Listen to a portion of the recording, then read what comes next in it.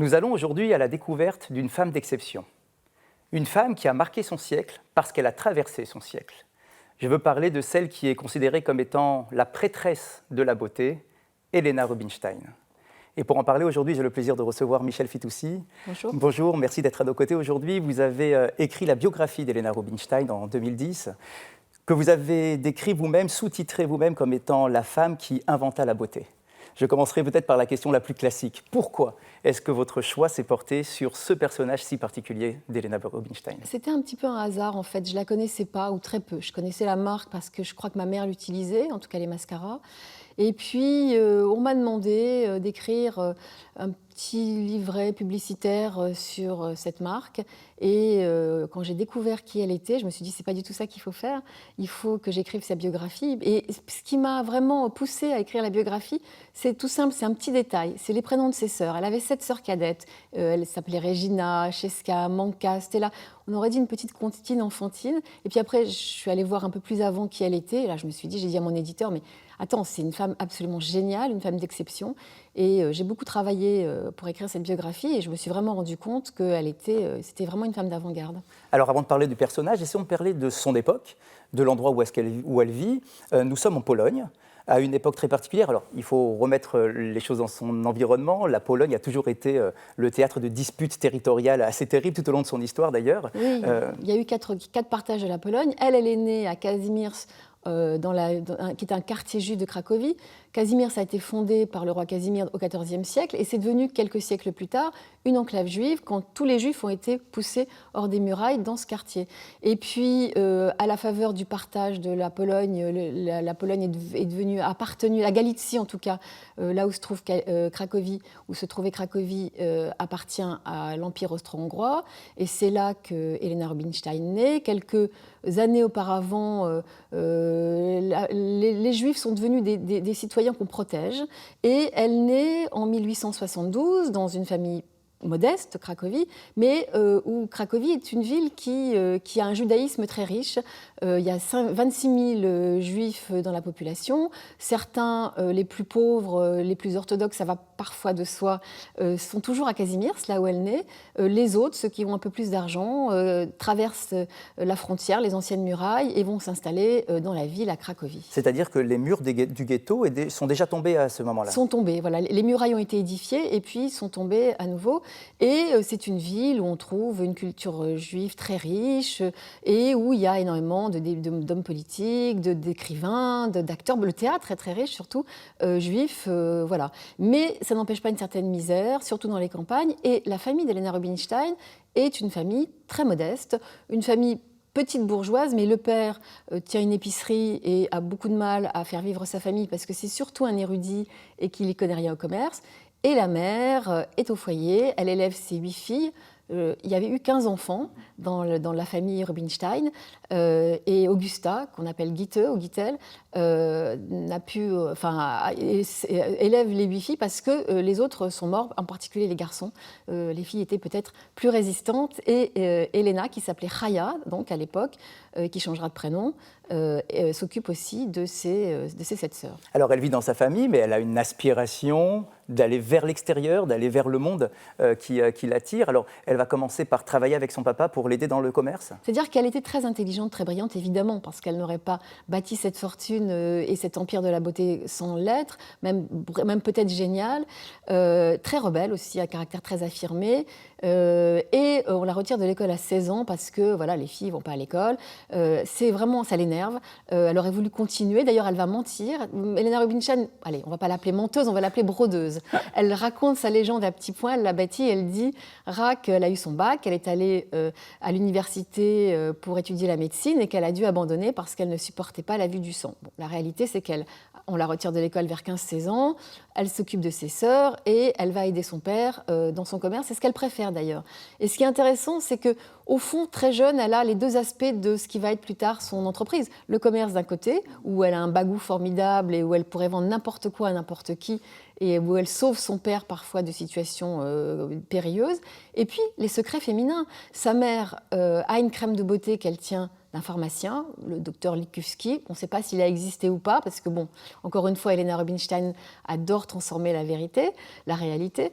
Mais en tout cas, elle a cette crème de beauté et elle protège le visage de ses filles avec cette crème contre le froid polonais. Alors, comme souvent dans les familles orthodoxes de l'époque, on essaye de marier ses filles relativement rapidement, pas forcément avec un mari de son choix, mais plutôt du choix des parents. Et voilà que Helena Rubinstein est en âge de se marier, mais elle refuse tous les prétendants, elle repousse tous les prétendants. Elle va être amenée donc à quitter sa Pologne natale pour aller traverser le monde. C'est ça. Est-ce que vous pouvez nous remettre dans cet environnement ? En fait, voilà, elle tombe amoureuse d'un étudiant qui n'est pas juif, elle ne veut pas se marier, elle refuse, elle ne sait pas encore ce qu'elle va faire ou ce qu'elle veut faire, mais elle sait ce qu'elle ne veut pas, et en tout cas elle ne veut pas la vie de sa mère, elle ne veut pas être une femme au foyer, elle ne veut pas être une bonne juive religieuse qui va s'occuper de ses filles et qui va... Non, elle veut tout à fait autre chose, et comme on ne sait pas comment faire, et qu'il y a 7 sœurs à marier quand même derrière elle. Donc on l'envoie d'abord à Vienne, chez une tante où elle va rester 2 ans, et où elle va s'ennuyer parce qu'elle va vendre des fourrures dans le magasin de son oncle et de sa tante. Et puis comme elle veut toujours pas se marier, parce que là personne n'a encore, c'est encore découragé, mais on se dit mais qu'est-ce qu'on va en faire ? Eh ben, allez, éloignons-la, envoyons-la le plus loin possible de notre vue, en Australie, où sont déjà partis 3 de ses oncles, les frères de sa mère. Elle dira plus tard qu'elle a été envoyée là-bas comme un vulgaire paquet. Et en fait, en réalité, elle va récupérer sa légende et se l'approprier en disant « Mais non, c'est moi qui ai voulu partir ». Et en fait, vous l'imaginez, elle a 24 ans, elle mesure 1,47 m, on l'envoie en bateau de Gênes à Melbourne, toute seule, sans chaperon. Sa mère, peut-être prise de remords, a glissé dans la valise les 12 petits pots de crème qui feront sa fortune. C'est un peu l'histoire du petit chaperon rouge, sauf que là, elle va vaincre le loup et c'est elle qui fera fortune et qui prendra le dessus. Alors, de manière assez incroyable, en Australie, donc, elle s'installe chez son oncle. Elle va s'occuper des fermes de son oncle. Alors, vous parlez dans la biographie de ces moutons, de tous ces animaux qui vivent en Australie, et effectivement, dans un climat assez rude par rapport à ce qu'elle connaissait en Europe. Et voilà que cette Helena Rubinstein a une peau qui semble être jolie, qui attire le regard des autres femmes qui, elles, ne faisaient pas attention à leur peau à cette époque. Et voilà qu'elle commence, lorsqu'on lui pose des questions, à dire que cela fait partie du secret familial. C'est ça. D'abord, effectivement, vous l'avez mentionné, elle s'appelle désormais plus Raya mais Helena, puisqu'elle a changé son nom et son identité en arrivant en Australie, comme si vraiment elle voulait s'émanciper de tout, mais elle gardera quand même le nom de famille Rubinstein, ce qui est important pour elle. Et voilà, elle dit aux fermières, mais vous avez des peaux terribles, mais il faut vous protéger. Et les fermières disent, mais oui, mais comment on fait pour avoir votre peau ? Et elle sort la petite crème, et puis bientôt elle n'en a plus. Et elle comprend alors qu'il y a peut-être un marché à prendre, et elle anticipe, elle comprend que peut-être pas tout de suite, mais que le XXe siècle va être le siècle de la beauté, le siècle où les femmes vont s'emparer de leur identité, vont se réinventer. Et en tout cas, elle sait qu'il y a un marché à prendre en bonne commerçante, et elle décide de recréer sa crème. Et elle va s'y employer. Donc elle va quitter Coleraine et ses oncles, et ce Coleraine qu'elle déteste, les moutons, les animaux, les fermiers, bon. Et puis elle va aller à Melbourne, ça ne sera pas facile, elle va travailler, elle va devenir la nounou des enfants du gouverneur de Brisbane, elle va travailler chez un pharmacien pour essayer de comprendre comment on peut recréer cette crème. Et la voilà en 1901 à Melbourne, qui est une grande ville, une grande capitale, avec des théâtres, des opéras, avec beaucoup de bruit, beaucoup de loisirs. Les femmes travaillent. En 1902, elles obtiennent le droit de vote. C'est les premières, ou presque les premières dans le monde. Et Helena, elle va se retrouver là, mais elle ne voit pas tout ça. Ce qu'elle voit, elle, c'est qu'elle doit réussir. Elle a la rage de vaincre, elle a la rage de recréer la crème. Et elle y arrive en 1901 et elle commence à la vendre sur des tréteaux, chez les particuliers, jusqu'à ce qu'elle ait assez d'argent pour ouvrir un salon de beauté l'année suivante. Alors c'est tout de même incroyable parce qu'à l'âge de 27 ans, elle pense avoir raté sa vie, puisqu'elle n'est pas mariée, elle n'a pas de situation, elle est à l'autre bout du monde. Et tout va se passer finalement très vite, puisque avec la préparation de cette crème qu'elle va réussir à réinventer, à se réapproprier en quelque sorte, elle va commencer à faire fortune petit à petit. Alors elle n'a plus 27 ans, parce que ce que j'ai oublié de dire, c'est qu'en changeant d'identité, en changeant de prénom, elle s'est rajeunie de 9 ans sur son état civil, en falsifiant. Et elle dira ensuite qu'elle pense que toutes les femmes doivent avoir un rapport très ambigu avec l'âge. Et donc c'est beaucoup plus efficace, vous l'avouerez, qu'une crème de beauté. Donc elle a 9 ans de moins. Et effectivement, à 21 21 ans. Très jeune, Très finalement. jeune, elle finit par inventer cette crème effectivement, elle est désemparée parce que voilà, elle croit qu'elle a raté sa vie et en réalité, ça va être le point de départ d'une fortune colossale et surtout d'un empire de la beauté et puis de sa vie qui a été absolument incroyable. Elle a vraiment la rage de réussite. Je crois que ces années qui ont été formatrices, elle a eu faim, elle s'est découragée, elle était seule, bien des fois elle a failli abandonner, mais elle avait la rage au ventre et puis elle avait quelque chose qu'en yiddish on appelle le chutzpah, le culot, l'audace. Et ça, elle a eu toute sa vie. Elle a eu toute sa vie cette audace pour aller de l'avant. Alors de l'audace, oui. Vous savez, on a un principe dans le judaïsme qui nous dit que toutes les rencontres que l'on fait dans sa vie ne sont jamais aléatoires, qu'il y a quelque part une chance, entre guillemets, de la rencontre. Et c'est vrai qu'à ce moment-là, elle fait la rencontre de 5 personnages qui vont pouvoir la mettre un peu en piste, d'un point de vue marketing, d'un point de vue des logos qu'elle va utiliser pour sa première crème, pour lancer aussi les premières publicités. Enfin, à l'époque, c'est quelque chose de tout à fait révolutionnaire. Et puis finalement, cette approche aussi scientifique qu'elle va avoir, et ça, vraiment, c'est une première pour son époque. Alors, elle a ceci finalement de très juif, au fond, c'est qu'elle est curieuse, elle va vers les autres, elle apprend des autres et elle sait saisir sa chance. Quand elle arrive à Melbourne, avant de me lancer sa crème, elle est serveuse, elle rencontre des clients, l'un qui est négociant thé, l'initie, lui explique l'importance du marketing, l'autre va dessiner le logo de sa crème, le troisième va lui prêter ses laboratoires pour qu'elle puisse faire sa crème, le quatrième va l'aider à obtenir la nationalité australienne. Et c'est comme ça qu'elle va s'installer. Et puis, tout au long de sa vie, elle va faire sa fortune seule. Elle n'aura pas, comme Coco Chanel, des riches amants pour lui donner de l'argent pour le coup de pouce. Mais elle aura toujours des mentors. Et elle va toujours savoir qui écouter au bon moment. Et ça, c'est ce qui fait aussi son intelligence et son avant-gardisme. C'est qu'elle écoute, elle absorbe, elle anticipe. Et finalement, elle en fait son miel et elle refait les choses à sa façon. Et ça a toujours été la façon dont elle va procéder toute sa vie. Cette première crème, Valase, don du ciel, c'est bien cela? En hongrois, mais j'ai cherché dans un dictionnaire français-hongrois. Je n'ai pas trouvé la traduction. Donc, encore une fois, laissons-le à son crédit. C'est la crème qu'elle appelle Valase, don du ciel en hongrois. Peut-être parce que c'était un pharmacien hongrois qui l'avait inventé, mais je ne sais pas très bien ce que ça veut dire. D'accord. Et son premier salon. Alors, est-ce que c'est vraiment un salon? Alors, à l'époque, est-ce que les salons existent? Est-ce qu'ils sont déjà développés? Est-ce qu'il y a une approche un peu négative dans le regard des femmes, de manière générale, vis-à-vis des salons de beauté? Où est-ce que l'on est par rapport à l'émancipation des femmes à cette époque? Pas en Australie. En Australie, ce qui est intéressant, et je l'ai mentionné tout à l'heure, c'est l'émancipation des femmes qui a déjà commencé avec le droit de vote. Et c'est important parce que ces Australiennes qui sont-elles sont des pionnières. Au fond, elles sont arrivées d'Europe, d'Angleterre pour la plupart. Donc elles travaillent, elles sont émancipées, elles ont un peu d'argent pour acheter des crèmes de beauté. Elles savent qu'il y a des salons. Il y en a partout. Les Chinois en particulier ont ouvert des salons. Mais celui de Helena ne ressemble à aucun autre parce qu'elle a ouvert un salon en s'imaginant que c'était un boudoir à l'européenne, un boudoir à la française. Elle a teint des vieux jupons pour en faire des rideaux, elle a peint un mobilier en bambou, elle a revêtu une blouse blanche pour faire croire qu'elle est scientifique parce qu'elle est très intéressée par la science, elle l'a toujours été, ces fameuses fausses études de médecine, donc elle pense elle le dira plus tard, que la beauté doit tout à la science, et donc elle accueille ses premières clientes avec une blouse en se faisant passer pour une comtesse viennoise, elle a un accent yiddisho, polonais, elle parle allemand, elle a appris un peu d'anglais, donc voilà, tout ça se mélange. Et elle est très péremptoire, elle explique aux femmes ce qu'il faut faire et c'est comme ça que ça va marcher. C'est un salon d'un genre nouveau parce qu'on n'a jamais vu ça, cette femme qui vous donne des conseils, qui a ses petits pots de crème sur les étagères, qui vous explique que la peau doit être classifiée en 3 genres, la mixte, la grasse, la sèche, qui dit qu'on doit appliquer la crème comme ci et pas comme ça. Elle a pour l'instant qu'une seule crème, elle en aura après des dizaines et des dizaines dans sa gamme.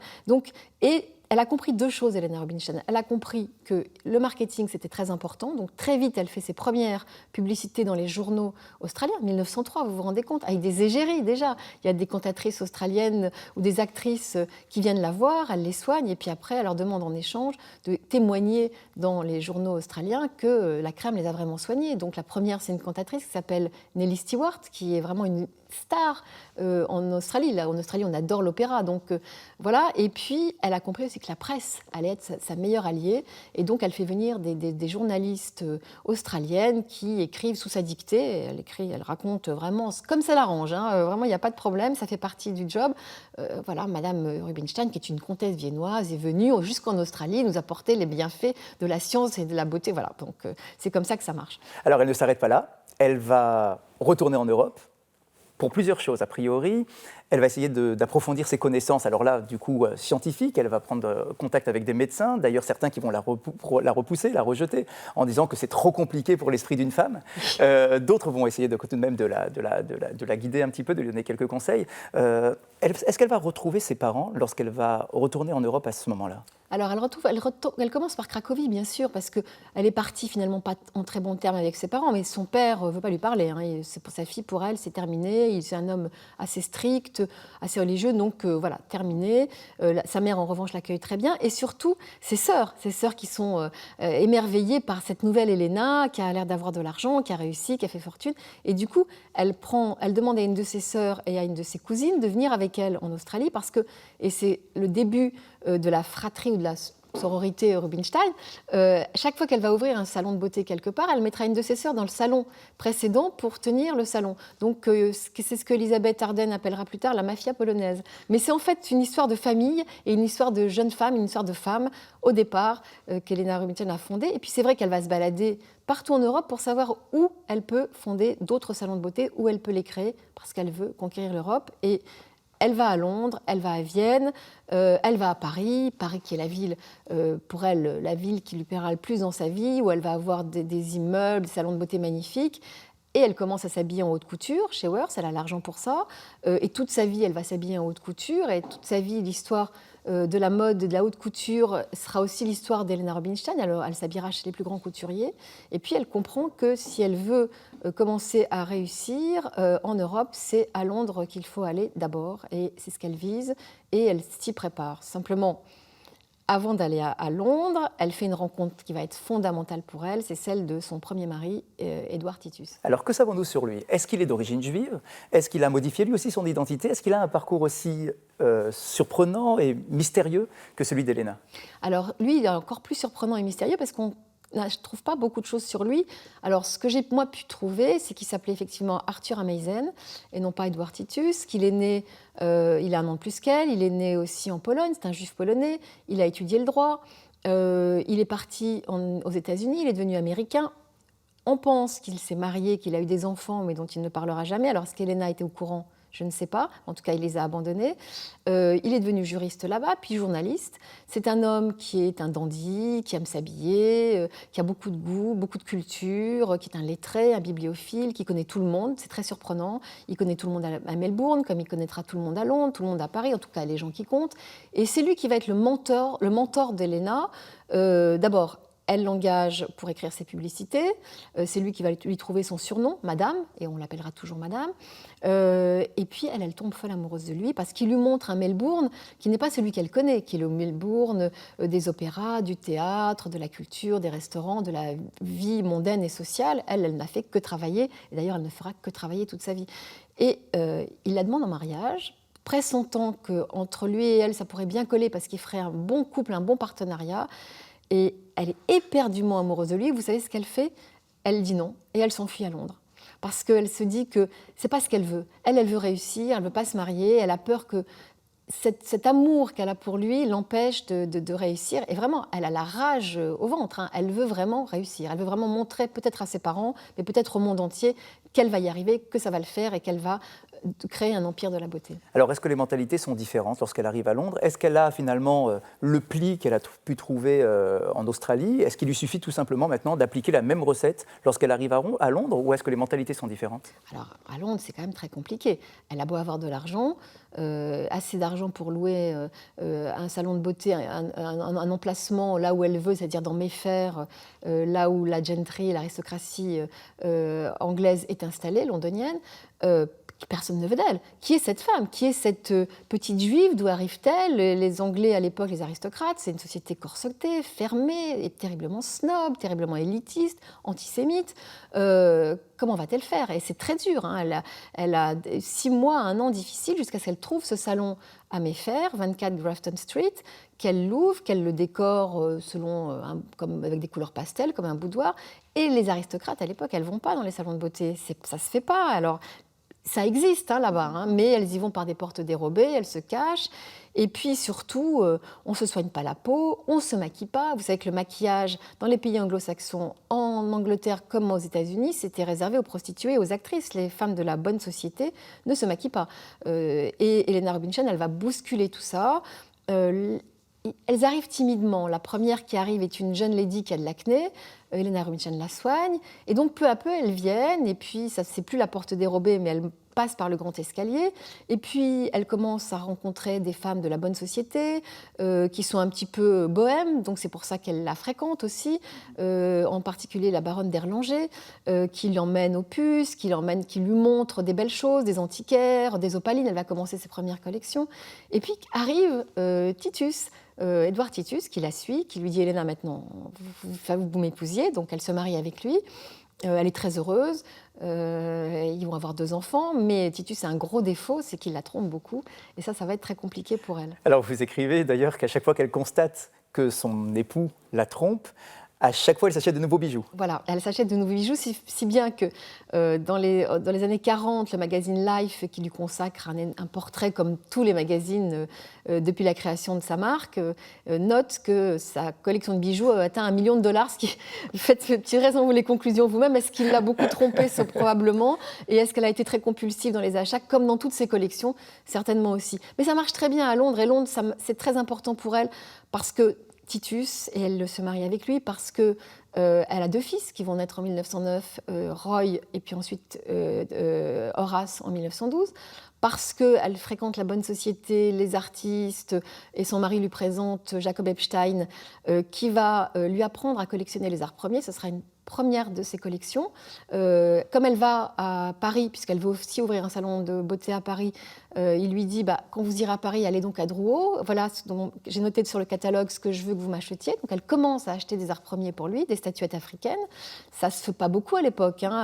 Bien sûr, les peintres, les surréalistes notamment, vont s'y intéresser, mais pas tout de suite. Et elle, c'est une des premières femmes non seulement à s'y intéresser, ensuite elle va acheter pour elle. Et elle va comprendre l'importance et la beauté de ces statuettes, de ces princesses, de ces masques. Helena Rubinstein, elle aime la beauté, et elle aime la beauté sous toutes ses formes, la beauté la plus diverse.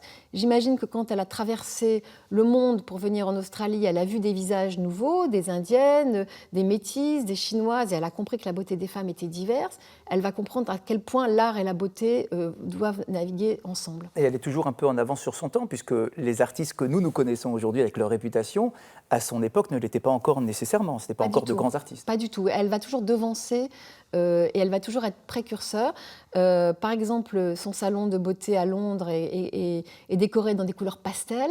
Et quand elle découvre les ballets russes en 1911, elle décide de tout changer. Et ces salons, à partir de là, auront des couleurs flamboyantes comme celles des ballets russes. Et chaque fois qu'elle découvre un artiste nouveau, elle va le collectionner sans se soucier de la mode. Elle ne va jamais acheter Helena Rubinstein pour faire de la spéculation, pour penser qu'elle va placer son argent.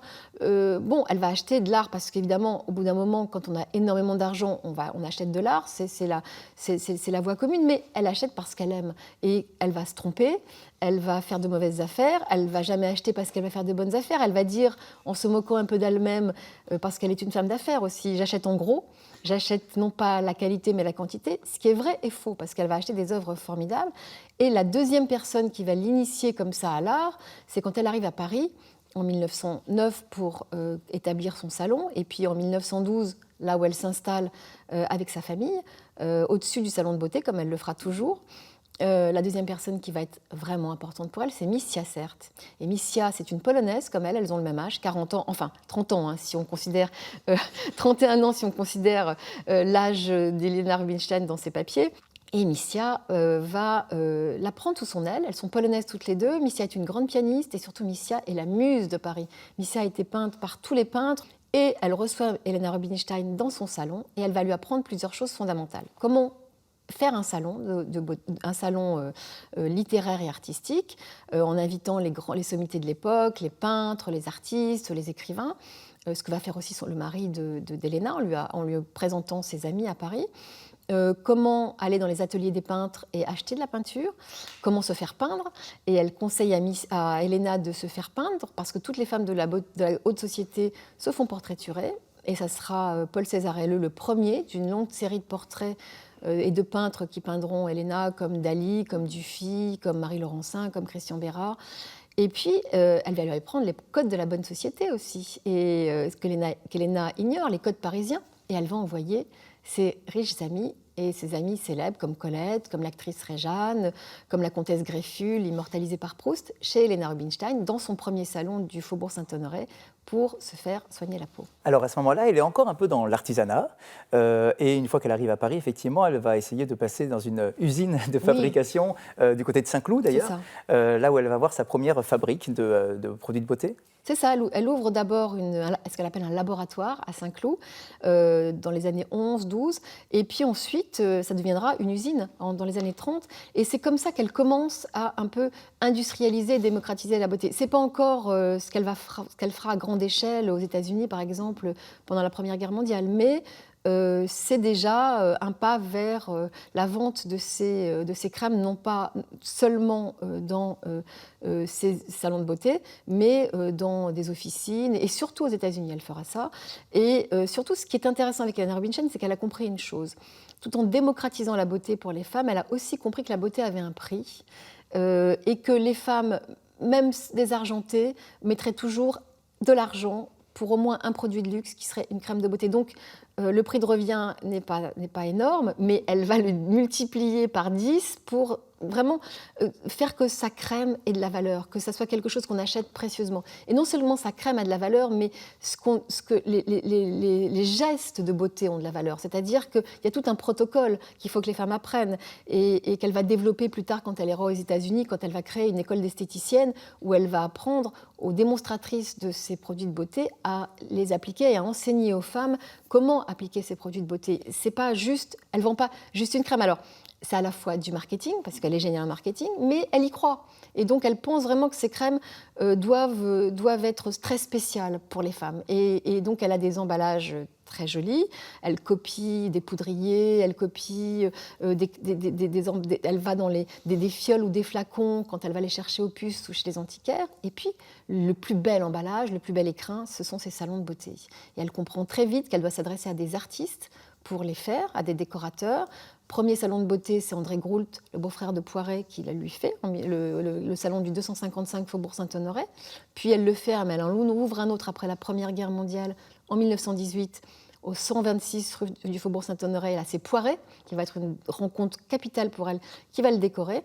Et troisième salon qu'elle ouvre en 1924, après avoir fermé le précédent, toujours Faubourg Saint-Honoré, au 52 rue du Faubourg Saint-Honoré. Et elle achètera l'immeuble ensuite pour mettre son institut et ses bureaux. Et c'est toujours Poiret. Et Poiret a une importance capitale pour elle.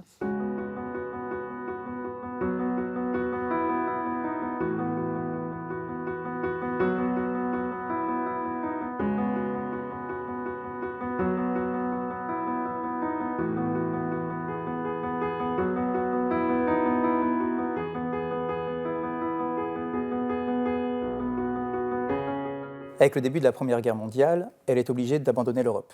Alors, elle n'est pas obligée, mais elle se dit que ça va mal tourner et qu'il vaut mieux aller aux États-Unis, puisqu'elle est américaine par son mari, et qu'elle fera venir sa famille. Mais elle a aussi en tête l'idée de développer... Et elle est impressionnée directement en arrivant, bien sûr, par la Statue de la Liberté. C'est exactement ce Et elle considère que c'est un continent dont il faut faire la conquête. Alors, elle part en 1914 en bateau, sa famille viendra 6 mois plus tard. Évidemment, la Statue de la Liberté, c'est un symbole pour elle, c'est sa propre liberté qu'elle y voit.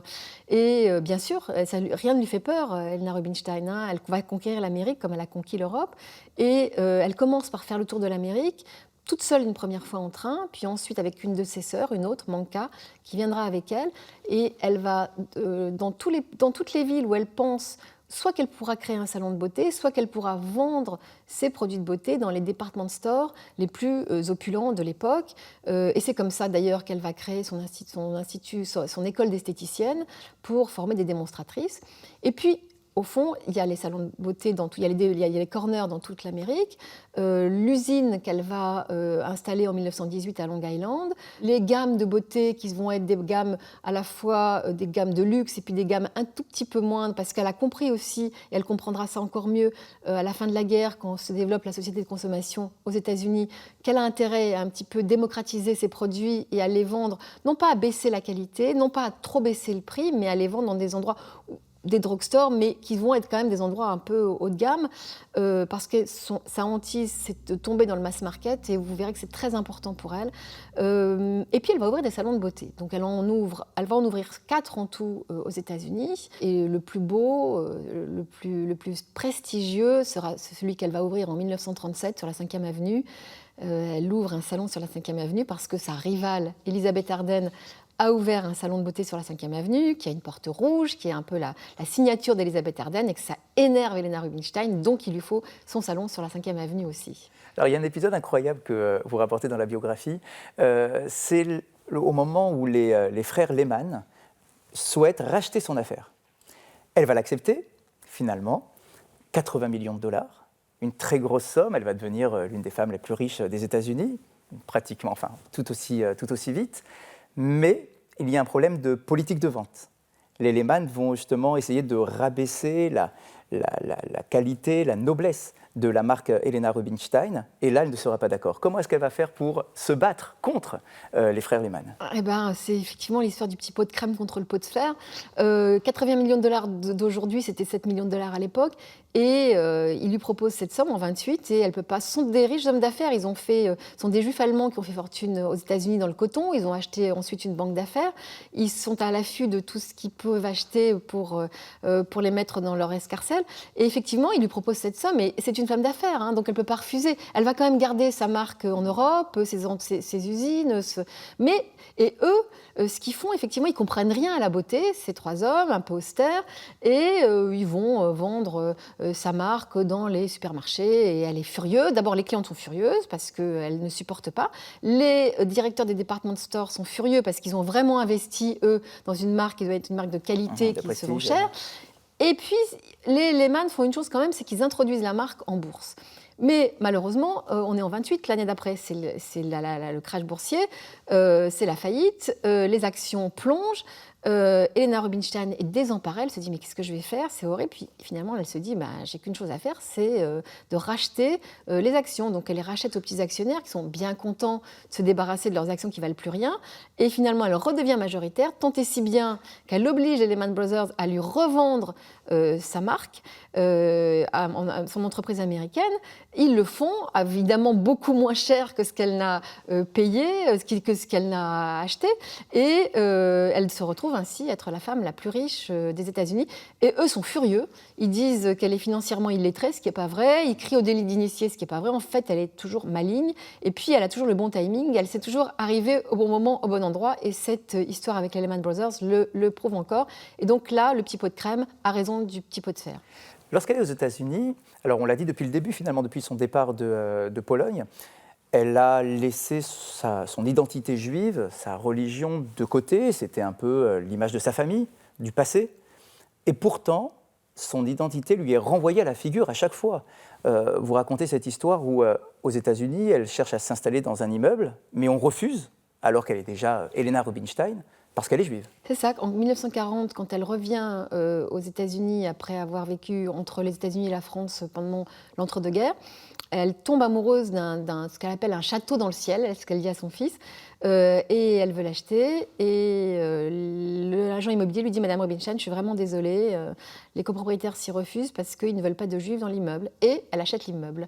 Elle achète cet immeuble de 16 étages, elle s'installe dans le triplex au dernier étage, elle mettra toutes ses collections. C'est un vrai pied de nez. Elle est toujours confrontée à l'antisémitisme, Helena Rubinstein, où qu'elle aille, y compris en France. Simplement sa richesse et puis ce côté qu'elle a de mépris finalement pour ça, parce qu'au fond, ça lui importe. Elle n'est pas religieuse au sens du terme, mais elle est profondément juive. Elle n'a pas changé son nom, comme je vous l'ai dit. Elle s'appelle toujours Rubinstein. Elle est toujours Madame Rubinstein. Et si vraiment elle se heurte à l'antisémitisme, alors elle va se battre avec ses armes. Et ses armes, c'est l'argent. Et donc, c'est ce qu'elle va faire tout le temps. Elle va aussi essayer d'aider pendant la guerre sa famille. Une de ses sœurs est restée à Cracovie et elle va périr à Auschwitz avec son mari. C'est la mère de sa nièce Mala qui va travailler à ses côtés. Après la guerre, bon, elle ne peut pas faire venir les Juifs aux États-Unis, c'est impossible, mais elle va envoyer de l'argent. Et après la guerre, en France notamment, elle va aider beaucoup de gens de sa famille, et même pas de sa famille, les survivants, ceux qui reviennent en Europe, ceux qui reviennent en France. Elle va leur donner du travail, elle va leur donner de l'argent, surtout du travail d'ailleurs, parce que c'est quelqu'un qui travaille et qui pense que quand on aide les gens, d'abord on les aide à trouver un emploi. Et ça a toujours été sa règle de conduite. Elle est très marquée par ça. Et quand elle revient en France et qu'elle voit que son appartement du quai de Béthune a été réquisitionné par la Gestapo, que son salon de beauté du 52 rue Saint-Honoré a été pillé de la même façon que son moulin, sa maison de campagne en Seine-et-Marne, et que dans son très très bel hôtel particulier du quai de Béthune, les Allemands se sont amusés à faire des cartons sur ses tapisseries précieuses, sur ses meubles, sur ses collections. Elle avait évidemment pu en mettre une partie à l'abri, mais pas tout. Elle est désespérée, mais elle a 73 ans, on est en 1945, et elle retrousse ses manches, elle va tout refaire son salon de beauté, refaire ses produits de beauté, rénover le quai de Béthune qui sera encore plus beau en demandant encore à des grands architectes, Emilio Terry, Louis Su, de refaire le mobilier. Mais elle va laisser les impacts de balles sur les murs de son hall d'entrée pour se souvenir toujours qu'il y a eu ces gens, qu'il y a eu l'occupation et qu'elle ne veut pas l'oublier. Elle aurait pu rester aux États-Unis tranquillement, avec sa fortune. Malgré tout, comme vous le dites, elle va remettre sa blouse, elle va retourner dans sa cuisine, ce qu'elle appelle sa cuisine, c'est son petit laboratoire, mais on n'est plus du tout dans l'usine, là, cette fois-ci, pour recommencer à zéro. Enfin, c'est quand même incroyable. C'est la 4e fois qu'elle repart à zéro. Et en fait, en France, elle a sa fortune américaine, mais en France, c'est vrai qu'au départ, il n'y a pas de matière première. Donc elle est obligée de tout faire venir des États-Unis. C'est assez compliqué, parce qu'il faut le faire venir par bateau. Il n'y a rien non plus. Mais elle repart et en 2 ans, elle a tout refait. En 1947, elle rouvre son salon de beauté à Paris. Elle rouvre en 1951 celui de Londres qui a été bombardé. Elle rachète des tableaux, elle refait ses collections. Et elle a une mentalité de pionnière, cette femme. Rien ne la démonte jamais. La seule chose qui peut la fragiliser, c'est l'amour, puisque son mari la trompe beaucoup et qu'elle en a divorcé en 1938 après des énièmes tromperies pour épouser un prince géorgien fauché. Elle l'a épousé avant la guerre, Archil. Pour lui, elle inventera d'ailleurs des crèmes de beauté pour hommes. Ça ne marchera pas, mais elle sera encore d'avant-garde. Mais rien ne l'atteint. Et rien ne l'atteint si ce n'est la mort de ses proches. Et quand son premier mari va mourir dans les années 50, quand son deuxième mari va mourir d'une crise cardiaque en 55, et son fils, 3 ans plus tard, d'un accident de voiture, là, ça l'atteint vraiment. Et là, elle sombre dans la dépression parce qu'elle se demande au fond à quoi bon. Mais à chaque fois, elle va se relever par le travail. Toujours cette même valeur toute sa vie. Elle dira d'ailleurs que le travail, c'est son meilleur soin de beauté, qui chasse les rides de l'âme et de l'esprit, et qu'elle conseille à toutes les femmes de travailler. D'ailleurs, sa qualité première, c'est d'avoir incité les femmes à travailler, à sortir de chez elles, à se réinventer, à être belles pour aller de l'avant. Elle va inciter les femmes par la beauté à sortir, à avoir une vie sociale, à travailler. Elle va faire des programmes de beauté pour les femmes qui travaillent. Ça va être toujours vraiment sa préoccupation première. D'ailleurs, elle écrit qu'elle déteste les femmes paresseuses. Elle déteste. Enfin, elle dit surtout qu'il n'y a pas de femmes laides, il n'y a que des femmes paresseuses. Ce qui pourrait être paradoxal finalement et de se dire que finalement, elle n'est pas très agréable pour les femmes. Oui. Non, elle dit qu'au fond, toutes les femmes ont la possibilité de se réinventer physiquement et que même quand on n'est pas très jolie, on peut le faire. Elle n'était pas très jolie, mais d'abord, elle s'est fait photographier, peindre et retoucher d'ailleurs dans beaucoup de photographies pour qu'on la voie sous son meilleur aspect.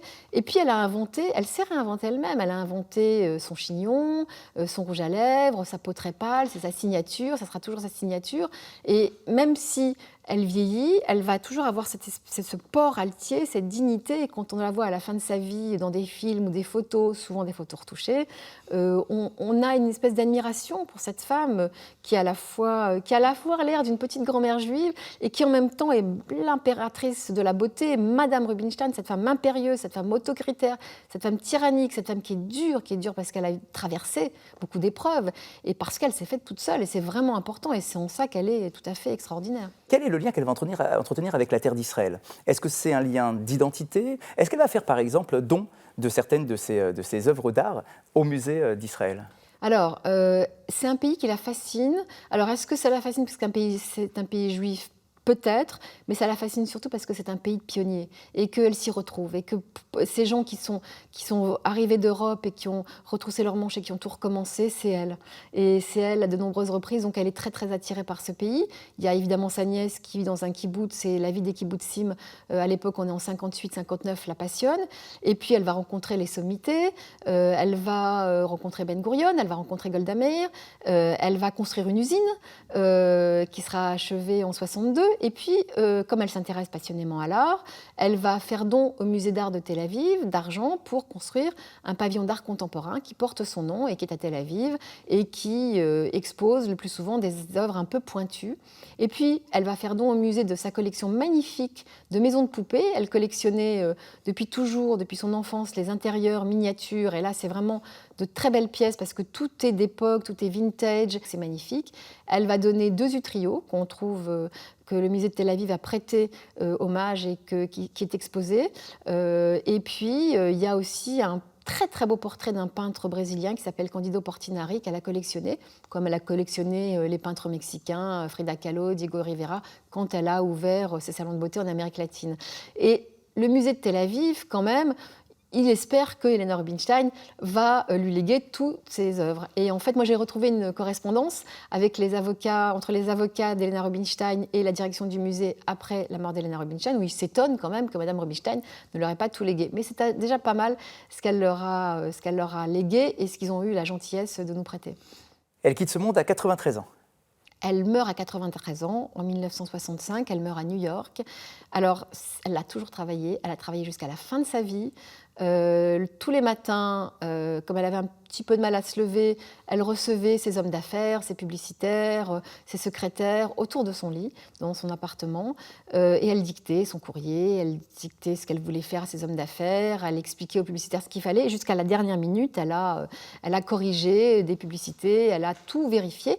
Elle allait tous les après-midi, soit dans son salon de beauté de la 5e avenue, soit dans son usine laboratoire de Long Island, vérifier les produits. Elle était sur le pont tout le temps, tirée à 4 épingles.